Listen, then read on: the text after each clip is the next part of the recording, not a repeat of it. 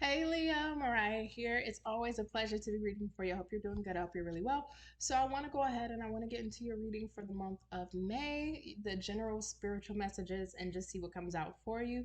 So let's go ahead and get into it, Leo. All right, Leo. So let's go ahead and get into this for you. Let's see, spirit guides, angels, ancestors for my Leos. What do they need to know for the month of May? Tell me about their energy specifically. I feel like I'm getting ready to speak on a Leo who's like really vibrating at a frequency unlike before. I feel like I'm speaking to a Leo that has elevated their frequency unlike before. I feel like I'm speaking to a Leo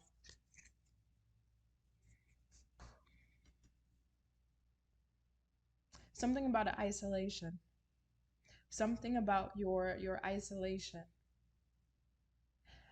Not to be cheesy, not to be cheesy and cliche and say the old phrase of elevation requires separation, but it does feel like you're on your own personal spiritual journey. You're on your own personal spiritual path. And through this path, maybe friends, acquaintances, family members, people that you know of, it's like you had to start pulling back your energy because you were going down this unknown territory for yourself, for your own self development, your own spiritual development, your own soul growth. And the people that surrounded you prior to this process, they weren't on the same frequency, they weren't on the same vibe or level of elevation of where you were getting ready to go, your level of trajectory. And your light is very magnificent. It's very bright. It is very healing. And don't get me wrong, we're all human. So we all have our shortcomings. We have our things that we are amazing at and we try with our best intentions. And then sometimes we do fall short. I mean, we are flesh. We can't, I mean, that's just us. But your intentions genuinely are well placed and well intended. So, on this journey of you having this really beautiful and divine light, I think in this process, you're being awakened and shown things. Your psychological state is completely changing. It's completely shifting from where you were and the people you dealt with and the things you dealt with. And I think these people may feel some form of frustration or disappointment that they don't have the same kind of access to you. And that's because you are going through your own spiritual journey. You are going through your own journey of self development and self evolution, but it's for a higher cause, it's for a higher purpose. And you're not going through this just to be in this path of, your own personal alignment. This feels like you're going through this path to be a light to others, to be able to enlighten others through your own self and level of self discovery through this process in this time of isolation, whether it is you're physically, off in a location doing your own thing, maybe you're just pulling back your energy from others, but through your own enlightenment, you can enlighten others. And it's a double-edged sword in a good way of why you are going through this process. And through the process, it's not easy. And this is not easy. It comes with some scars, it comes with some bruises, and it may come with some burns, but you do come out on the other side with the knowledge, wisdom, the skill set, and the ability to be able to give the others. I'm here in RN, so somebody may be a registered nurse or work in the medical field. That's just one of those things that comes along. And Navy is coming through. So like a Navy blue, or maybe the Navy, the military may have some form of relevance here. But I think one of the beautiful things, excuse me, that's going to happen for you to know as a pivotal point when you've gone through majority of your isolation and your own individual self-discovery and your spiritual journey is spirit is going to align a situation for you that you may find uncomfortable, but on the other side, that's where the true utility of this process of enlightenment and going on your own self-discovery finally gets to be utilized.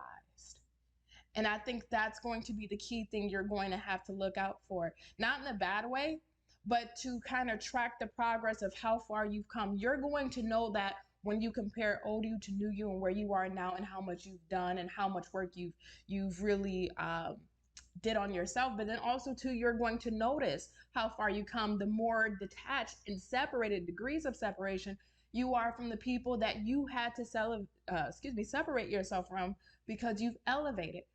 then you're going to be able to look at your psychological, your emotional, your mental processes and look at it from the standpoint of now versus then and be like, oh my God, I can't believe I used to think like this, or I can't believe these are my beliefs, or I can't believe I used to engage in conversations like this. I can't believe I used to engage in habits and destructive behaviors or certain things that were at detriment to my well-being, my spiritual health, my physical health, my emotional health. I can't believe that I allowed myself to engage in those things.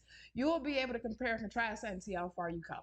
But I think what's going to be really unique, there's going to be, again, it feels like spirit is going to align you with something. I don't know if this is in May, because this feels pretty big for you. This feels really big for you. So I don't know if this is maybe like an opportunity or something coming up, but to keep moving forward, it's like this is something that's going to make you uncomfortable. It's going to push you out of your comfort zone. And we may, because we've been in isolation or going through our spiritual growth or our spiritual development for however long that duration has been, we may have gotten cozy with us just being with us. We may have gotten cozy and comfortable with only having to think of us or our circumstances and not other people. And that's the one thing, when we become isolated, no matter in what form, we start to conform to that type of life and lifestyle of being isolated. And then it becomes hard to break out of that because that becomes our new normal. So this may be something that's going to push you out of your comfort zone of where you've been through this discovery and this journey.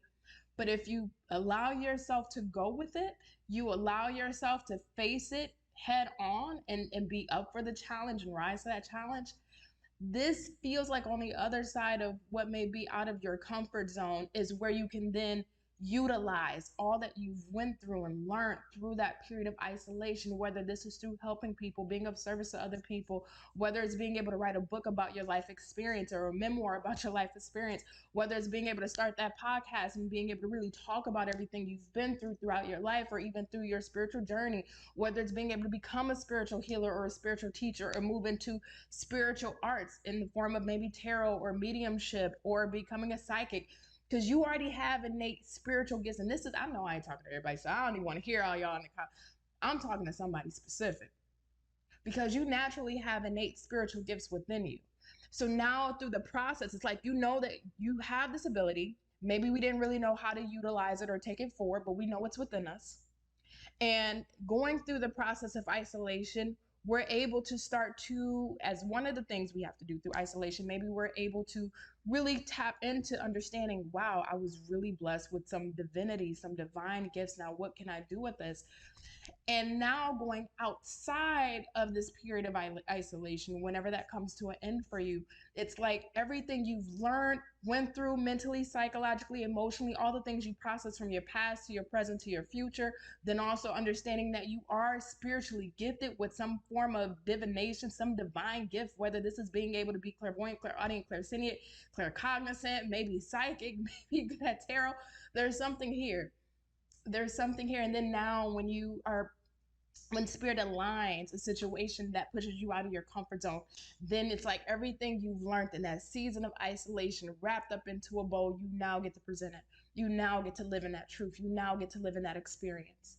But it is going to feel uncomfortable because you've been in isolation. So, but whoever this is for, because it does feel like this is for somebody that's specific, somebody that is a chosen one, somebody that is um, going through the motions, but beautifully. There's always beauty in the ups and downs we go through.